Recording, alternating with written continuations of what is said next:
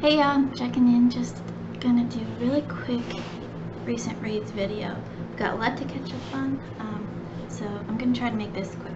So bear with me. These are some of the books I'll be talking about, and let's just get right in. So since my last recent reads video, I finished Bleak House by Charles Dickens. I gave this 4 stars. I really love the characters, but it was just so long and I lost track of the story a lot, but the characters, like in all of Charles Dickens' books, are amazing.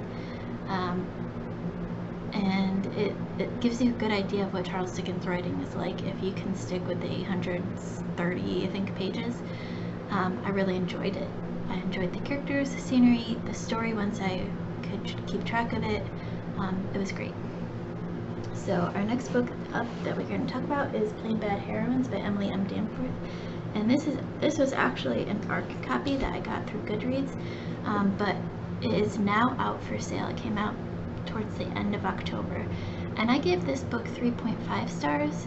What I liked about this book is the 2 storylines. We see the story of Brooke Haunts from 2 perspectives, the Blair Witch type of movie style Beau is going after, and we, the readers or viewers, don't know which things were happening because of movie production and which are part of the Brooke Haunts curse. I thought Danforth did a great job with the LGBT material. It didn't feel like it was too much and overrode the story, but was just enough to get it, and it was part of the story but not like the entire story. The next book up was actually a library copy. I don't have it anymore, so I'll put a picture of the cover here. The Final Empire, Mistborn Book 1 by Brandon Sanderson. I gave this 5 stars. I love this book.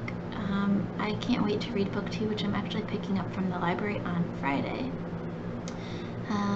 Let's see, the characters were great. Kelsier is my favorite. Eliand is the most relatable for me.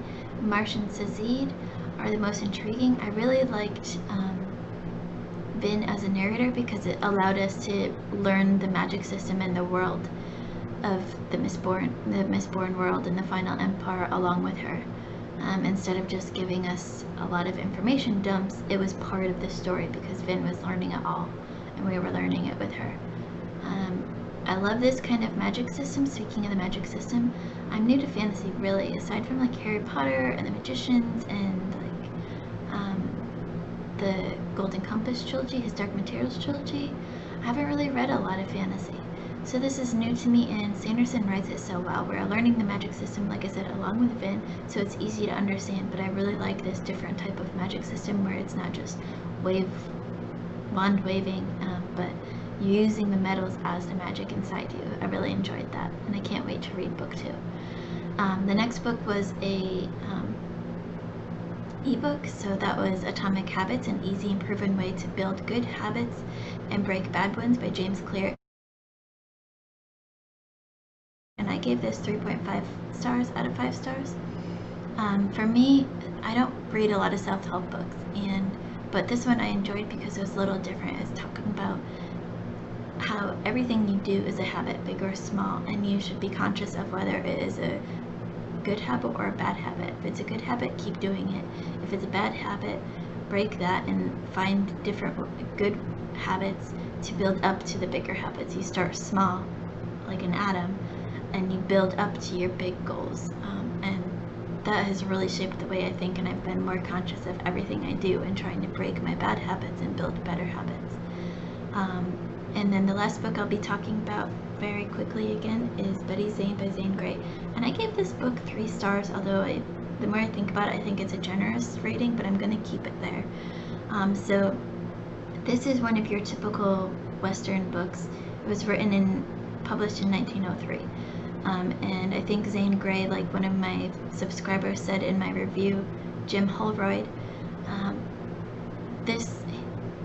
Zane Grey wrote to the time that he was in, and at that time the Indians were considered, in literature, the Indians were considered the bad guys and the white people were the good guys, and he plays on that very well, but he also tries to twist that a little bit with one of the brothers marrying an Indian princess and getting to see that not all Indians are bad, even though the Indians are the bad guys in this book. Not all of the Indians are bad guys. There's one tribe that they actually become friends with and allies with at the end. Spoilers. So you have all of the typical tropes in here, and you know, the brother wanting to marry the sister off to quote tame her, and all of that kind of classic typical tropes, but he tries to play on it just a little bit. So I really appreciated that. So that was my quick recent reads for today. Like I said, it was going to be really quick.